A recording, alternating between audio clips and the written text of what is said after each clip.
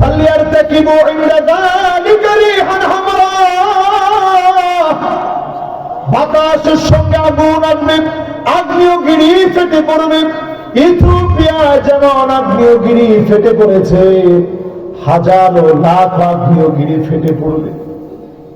পারমাণবিক শক্তির বড়াই দেখান, যদি হাজার আগ্নেয়গিরি ফেটে পড়ে পৃথিবী অস্তিত্ব হারায় ফেলবে। আর লাখো আগ্নেয়গিরি যদি ফেটে পড়ে পৃথিবীর মানুষ থাকতে পারবে?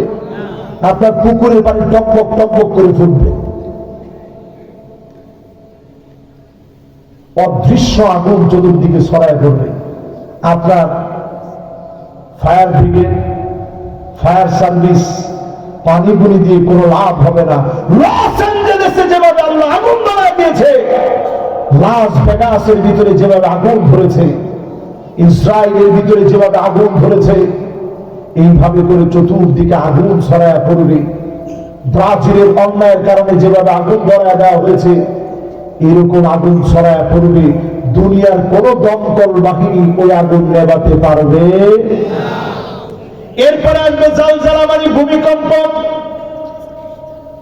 এরপরে আসবে খসফা,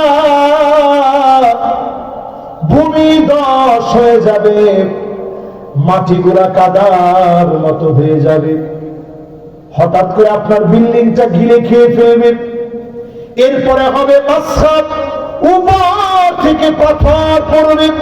প্রায় সময় দেখবেন নাসা বলে একটা পাথর নিক্ষিপ্ত হচ্ছে, কিন্তু যখন আসতে নেয় মালিক এগুলাকে ছোট বানায় দেয়।